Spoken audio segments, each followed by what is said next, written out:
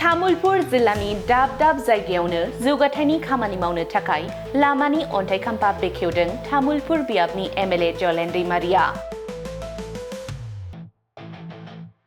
20 नं दारांगाजुलि बिटिसि बियाबनि आवथायाव थानाय फाख्रिबारि सान्थालि सुबा, दावगांबारि, सखामारि पहुराबारि आरो खदालपारा गामियाव लामानि खामानि मावनो थाखाय बेखेवनानै होयो।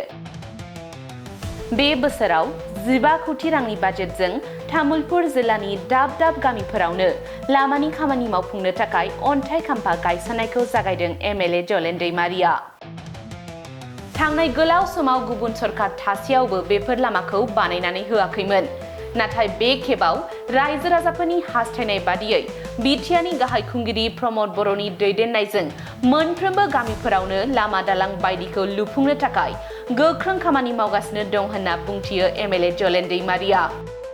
तामुलपुर जिल्लानि दावगांबारि गोजौ फरायसालि, Kumarikata higher secondary, Tamulpur higher secondary, Gandhibari higher secondary आरो पश्चिम तामुलपुर हायार सेकेन्डारि बेफोर गंबा फरायसालिफोराव 7 कोटी राङै अनसुंथाइ होनाय जादों। बेनि खामानिया सोलिगासिनो दं होननाबो बुंथिबावो। बे समाव एमएलए जलेन दैमारिया आरोबाव मा बुंबावदों नायनानै लादो।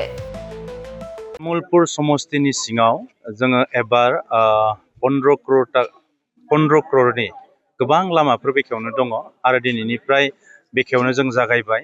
दिनैहाय मोनब्रै जायगायाव दिनै लामा बेखेवनाया जागायगोन। दिनै फाख्रिबारियाव मोनसे, दावगांबारियाव मोनसे, खदालपारा मोनसे, फुराबारि मोनसे आरो जोङो दरंगाजुलिनि गोबां जायगा, तामुलपुर समस्तिनि गोबां गयबारि समस्तियावबो दं, बागानपारा समस्तियावबो दं। दा बे हिसाबै तामुलपुर समस्तिनि गोबां लामाफोर दिनैहाय जोङो बेखेवनो जागायबाय आरो बे लामाया जाफुंनाय लोगो लोगोनो जोंनि गोबां रायजो राजाफोरनि जेंनाफ्रा सुस्रांजागोन।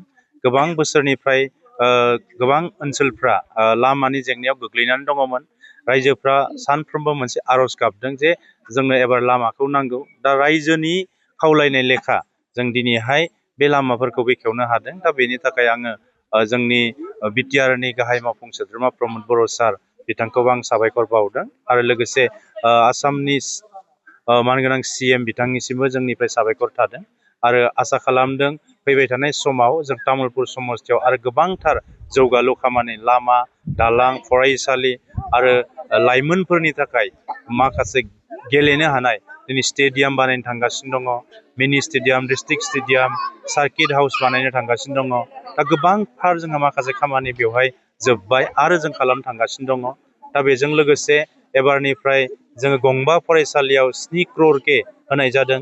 दावगांबारि Bodo' medium, Kumarikata higher secondary, Tamulpur higher secondary, Gandhibari higher secondary, Paschim Tamulpur higher secondary बेफोराव 7 करोड़ होनाय जाबाय, अलरेडि सेंसन जाजोब्बाय।